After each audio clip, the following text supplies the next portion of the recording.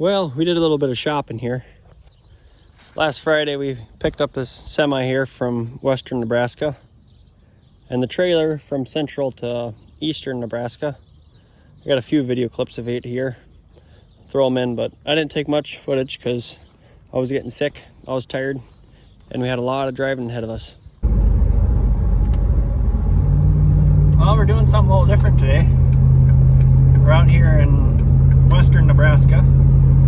Just heading east now out of Scotts Bluff. And we picked up our first semi.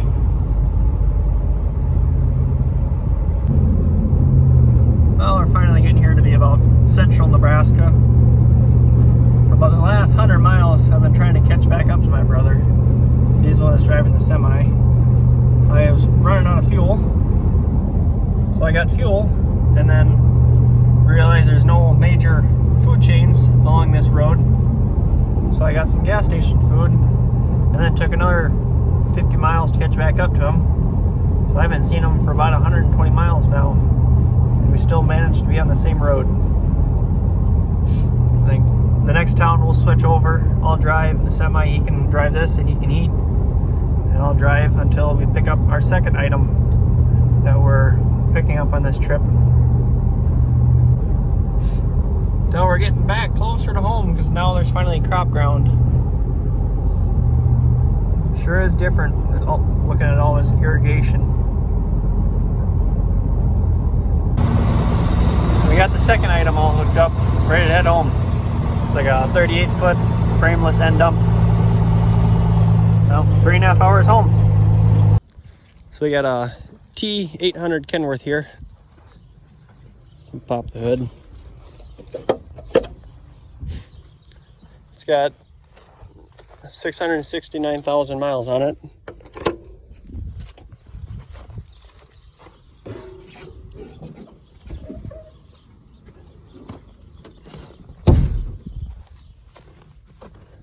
It's got a red top Cummins in it, or however you want to explain that the right way. I probably butchered that. Putting out 425, 435 horsepower, something like that. It's not a lot, but it's plenty for what we need. We're sitting on 22.5 tires.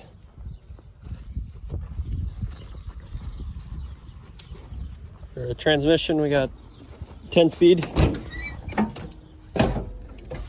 Eaton Fuller. I just got back from getting the trailer, so I got 80-90 oil in here and everything else. Got to clean it out again. Not a lot of miles on it. Just got a fresh oil change on it and everything. Got a few small things to fix. I got no radio. And it's got a wet kit. So I believe these would run your end dump, but we got to do some retrofitting. And down here, I got to the rear hitch so I can pull like cultivators and stuff. Used to be an old John Deere dealership truck. We're gonna do some retrofitting to get this valve to line up and get the right hose and all that fun stuff on there. I think we'll do that next week.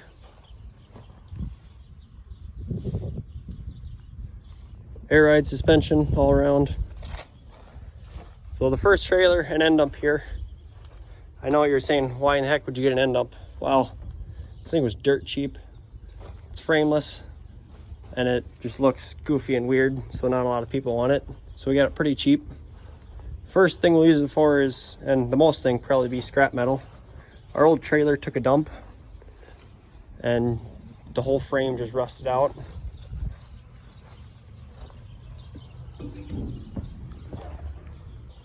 It's not huge, but it'll work for what we need. Twice as big as our other trailer we're using for scrap metal.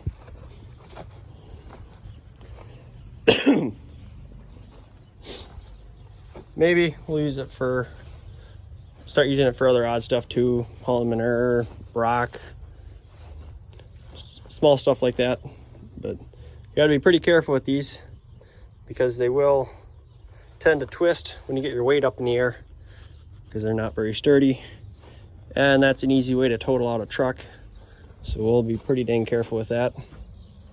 think we might take these jack stands off and put like a regular crank jack on there. That, or we got a problem with the dropping the air out of the truck. I don't know if the exhaust port is plugged, it just takes forever. And the second trailer here is a Timpte 40-foot 2008. Picked this up today out of Worthing, South Dakota. Got manual hoppers, but electric tarp. I got to get that wired into the semi yet. And then this was the biggest thing we were going for. We just found the end dump cheap, so we picked that up first. So this will haul all our grain to town. Before, we'd use wagons, hook them together behind four-wheel drives and pull them to the bins. That will probably still be the main means of hauling grain for our farm in the fall. We'll just park this out there and go back and forth between them, because just one semi is not going to be able to keep up with hauling our grain to the bins. So we got ag hoppers, I don't know what, 20 inches of clearance. We got air ride suspension on the rear end. That was one of the things we were hoping for.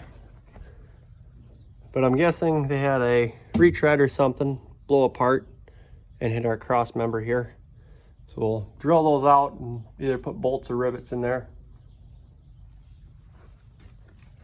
Like that. We got one light and a wheel seal that's leaking.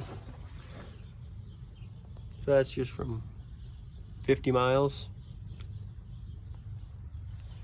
Get that fixed and we'll be ready to haul corn. We'll park the truck in the shed because it's supposed to rain tomorrow morning.